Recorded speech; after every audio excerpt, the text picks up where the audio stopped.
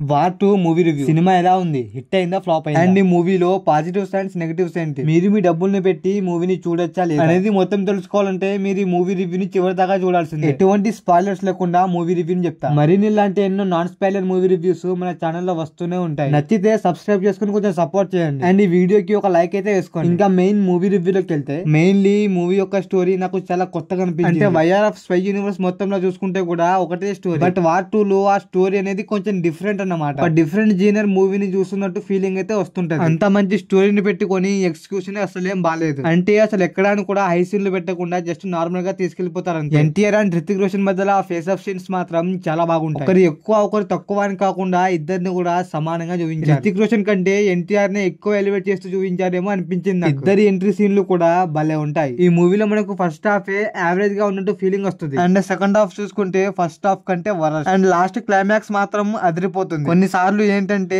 ఎన్టీఆర్ గారి పొటెన్షియల్ కి తగ్గట్టు తన్ని ప్రాపర్ గా యూజ్ చేసుకోలేదేమో అనిపిస్తుంది. ఇంకా ఈ మూవీలో పాజిటివ్స్ అండ్ నెగటివ్స్ ఏంటో చూద్దాం. మెయిన్లీ నెగటివ్స్ విషయానికి వచ్చేసినట్లయితే విఎఫ్ఎక్స్ మాత్రం అప్ ద మార్క్ కనిపించలేవు నాకు. అంటే విఎఫ్ఎక్స్ లని ఈజీగా కనిపెట్టేస్తాం. అండ్ కొన్ని సీన్లు మాత్రం అనవసరంగా ఉన్నాయేమో ఇవి అని అనిపిస్తుంది. అండ్ స్టోరీ యొక్క ఎగ్జిక్యూషన్ కూడా అస్సలేం బాగుండదు. కొంచెం రొటీన్ ఫీలింగ్ గా అనిపిస్తూ ఉంటుంది. ఇంకా ఈ మూవీలో పాజిటివ్స్ చూసుకుంటే ఎన్టీఆర్ అండ్ హృతిక్ రోషన్ ఒకరు ఎక్కువ ఒకరు తక్కువ అని కాకుండా ఇద్దరి స్క్రీన్ ప్రెజెన్స్ కూడా చాలా బాగుంది. మెయిన్లీ ఎన్టీఆర్ అన్న ఫ్యాన్స్ మాత్రం విజిల్ వేసుకునే సీన్లు చాలానే ఉన్నాయి. మెయిన్లీ ఎన్టీఆర్ గారి ఫ్యాన్స్ కి మాత్రం ఒక మంచి స్టఫ్ దొరికిన. అండ్ ఇద్దరు హీరోస్ ఎంట్రీ అప్పుడు బీజిఎం కూడా భలే వేశారు. అండ్ యాక్షన్ సీన్స్ కూడా చాలా బాగా అనిపిస్తాయి మనకి. ఇంకా ఓవరాల్ గా మూవీ ఎలా ఉందనేది చెప్పాలంటే ఇది ఒక యావరేజ్ మూవీ అని అంటాను. మరీ బాగాలేదని తీసి పాడలేము కానీ పర్లేదు, బానే ఉంది. అండ్ ఈ మూవీలో కైలట్ బాణి గారి పిక్నిక్ సీన్ కూడా తీస్తారు. ఎన్టీఆర్ గారి ఫ్యాన్స్ మీరు వెళ్ళి ఒక లుక్ వేసేయచ్చమ్మా, మీకు కావాల్సినంత స్టఫ్ ఉంది మూవీలో. మరి ఓవరాల్ గా ఈ మూవీకి నేను ఇచ్చే రేటింగ్ 2. యాక్షన్ సీన్స్ లను ఇష్టపడేవారు వెళ్ళి మూవీని చూసుకోవచ్చు, చాలా బాగుంటుంది మూవీ. మరి మూవీని మీరు ఎంతమంది థియేటర్ లో చూసారో కింద కామెంట్ లో చెప్పండి.